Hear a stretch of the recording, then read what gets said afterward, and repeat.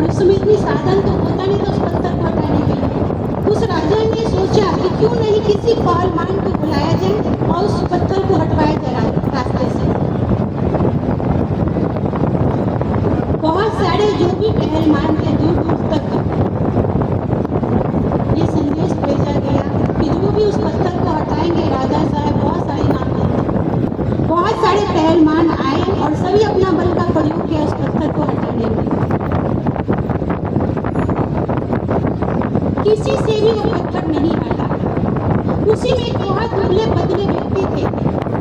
उसने आगे बढ़ के कहा कि राजा साहब अगर आपकी आज्ञा हो तो हम उस पत्थर को हटा देंगे। सभी हंस पड़े। इतने सारे पहलवान आए, किसी से नहीं वो पत्थर हटा। और एक दुबले पतले व्यक्ति और ये कहता हटा देंगे। राजा साहब ने कहा कि तुम भले हटाओ। उसने कहा कि सिर्फ आपको एक काम करना पड़ेगा, एक मेरी शर्त है। राजा साहब ने कहा बताओ क्या है। उन्होंने कहा कि जब मैं पत्थर को हटाना शुरू करूंगा ना तो आप मेरे को एक व्यक्ति को देंगे जो मेरे कान में कुछ कुछ बोलते रहेंगे। राजा साहब ने कहा ठीक है। एक व्यक्ति को भेज दिया गया उसके कान में कुछ कुछ बोलने के लिए और उस व्यक्ति ने बहुत सहजता से उस पत्थर को हटा दिया। सभी को आश्चर्य लगा कि जो इतने मोटे ताजे व्यक्ति जो पहलवान वो नहीं हटा पाया और एक दुबला पतला व्यक्ति कैसे उस पत्थर को हटा दिए। राजा साहब ने बुलाया उस व्यक्ति को और पूछे ताकि तुम्हारे उस कान में व्यक्ति क्या बोलता रहा तुम इतना बड़ा काम कर रहे हो।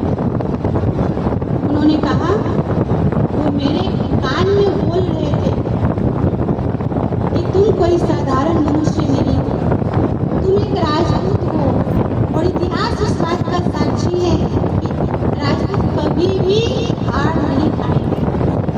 इसलिए तुम्हें क्या करना है, हारना नहीं है, तुम्हें जीतना है, तुम्हें जीत करके दिखाना है।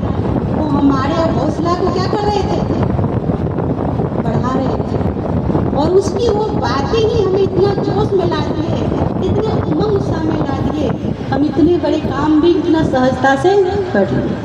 तो आज अक्सर दुनिया में क्या होता है समाज में कि कोई आगे कुछ करना चाहते हैं तो हौसला बढ़ाने वाले तो कम व्यक्ति मिलेंगे, लेकिन उसके हौसला को कम करने वाले बहुत मिल जाएंगे।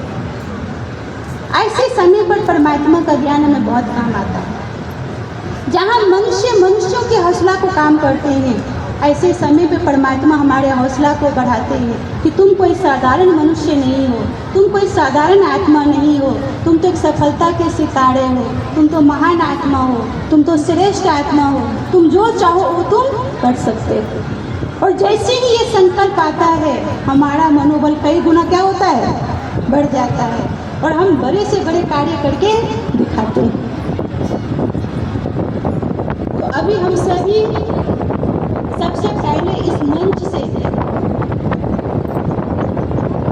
स्वयं परमात्मा जो श्री श्री 108 रुद्र शिव बाबा है उनको हम धन्यवाद करेंगे कि जिनकी असीम कृपा से इतने बड़े जो कार्य यज्ञ का संकल्प किया गया था वो यज्ञ आज सफलता पूर्वक निर्विघ्न सफल होता है। तो सभी दिल से एक बार परमात्मा को जरूर धन्यवाद